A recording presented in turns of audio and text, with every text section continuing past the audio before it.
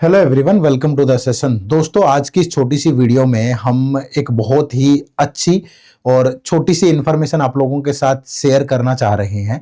और ये इन्फॉर्मेशन क्या है ये मैं अभी आपको बताऊंगा। बट जो भी बच्चे आईबीपीएस द्वारा कंडक्टेड एग्जाम्स की प्रिपरेशन कर रहे हैं या बैंकिंग एग्जाम को टारगेट कर रहे हैं, उन दोनों के लिए इन्फॉर्मेशन बहुत ही अच्छी है। तो क्या है, चलिए समझते हैं। तो ये जो इन्फॉर्मेशन है ये एक प्रेस रिलीज है पीआईबी के द्वारा। आज की बात कर रहे हैं हम लोग, 11 दिसंबर को ये प्रेस रिलीज जारी हुआ है।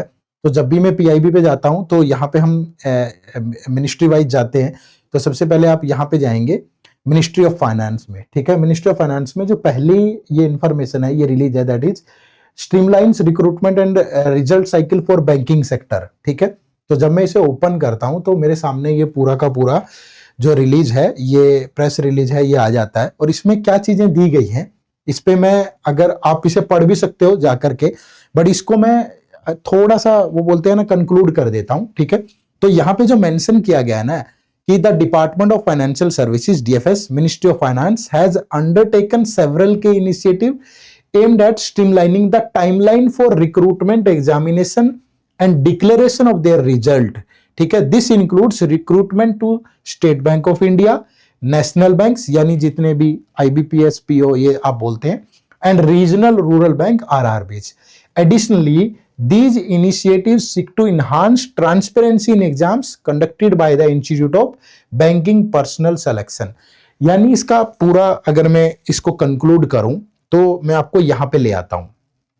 इस वाले पैराग्राफ में होता क्या था कि पहले जैसे किसी बच्चे का सिलेक्शन आईबीपीएस क्लर्क में हो गया, फिर उसी का सिलेक्शन एसबीआई क्लर्क में हो गया तो वो तुरंत जंप मार के वहां चला गया, या किसी का आरआरबी पीओ में हो गया, फिर आईबीपीएस पीओ में हो गया तो महीने बाद वो वहां चला गया, फिर एसबीआई पीओ में हो गया 2 महीने बाद वहां चला गया। तो इसमें बहुत सारी दिक्कतें आ रही थी, तो इसको स्ट्रीमलाइन किया गया है। ठीक है, यानी कि 2026-27 में अब आगे आईबीपीएस के द्वारा जो ये बैंक के एग्जाम होंगे ना, इसमें सबसे पहले एसबीआई पीओ का एग्जाम होगा, उसका रिजल्ट आएगा, फिर आईबीपीएस पीओ, फिर आरआरबी पीओ। ठीक है, ये लाइन यहां पे मेंशन की गई है। Taking convenience of the above issue, the DFS reviewed the comprehensive process of recruitment examination and the pattern of result declaration, advising the Indian Bank Association IBA to implement a standardized and logical sequence for announcing recruitment result across all 3 categories of banks. Consequently, a revised framework has been established which stipulates that results will now be announced first for the SBI, followed by NBs, and subsequently for RRBs. Additionally, result for all officer level examination within these categories will be declared initially, with clerical level examination result announced subsequently in the same order। तो पहले इनके मतलब paper चाहे थोड़ा आगे पीछे हो जाए, बट सबसे पहले जो रिजल्ट है वो एसबीआई का आएगा, फिर आईबीपीएस का आएगा, फिर आरआरबी का आएगा ऑफिसर लेवल का, फिर उसके बाद क्लरिकल लेवल में भी यही सीक्वेंस रहेगी, पहले एसबीआई क्लर्क, फिर आईबीपीएस क्लर्क, फिर आरआरबी क्लर्क। ठीक है, तो this approach will enhance predictively for candidate, improving recruitment stability, substantially reduce industry attrition and enable more effective workforce planning across the banking sector। ठीक है, दूसरा जो एक और न्यूज यहां पे है, एक तो ये है, दूसरा ये कि furthermore to enhance transparency, IBPS will provide candidates with login based access to their response sheet and correct answer keys from the upcoming 2026-27 common recruitment process cycle, thereby reinforcing transparency in public recruitment examination।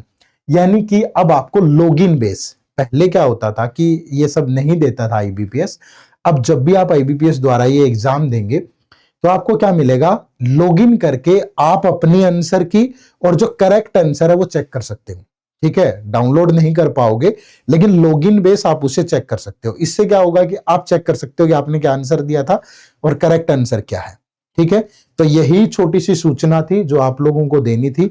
और मतलब यहां से ये है कि थोड़ा सा तो कुछ तो स्मूथनेस आएगी एग्जाम्स के अंदर। ठीक है, थोड़ा आपको, अगर पहले ये होता था, बड़े दिक्कत में रहते थे बच्चे, कहीं सेलेक्ट हो गए, फिर पीओ देना है, फिर ये देना है, ठीक है, यहाँ से थोड़ा कंपटीशन में भी वो देखने को मिलेगा, क्योंकि एक ही बच्चा बार बार हर जगह सेलेक्ट हुए जा रहा था। पहले वो आईबीपीएस पीओ में गया, फिर वो एसबीआई में जा रहा है, पहले वो क्लर्क से पीओ में जा रहा है। तो इससे क्या होगा कि अगर वो एसबीआई में सेलेक्ट हो जाता है तो फिर वो आई थिंक जो नीचे वाले एग्जाम्स है वो शायद देगा ही नहीं, ठीक है। या आईबीपीएस पीओ में हो गया तो क्लरिकल नहीं देगा, दूसरे नहीं देगा। तो मे भी बहुत कुछ होने जा रहा है, इससे बच्चों को बड़ा सारा फायदा होगा, ठीक है। तो बस यही एक छोटी सी सूचना थी आप लोगों तक पहुंचानी थी। चैनल पे नए हो तो सब्सक्राइब जरूर कर लीजिएगा। आप सबका बहुत बहुत शुक्रिया, थैंक यू वेरी मच। जय हिंद, जय भारत।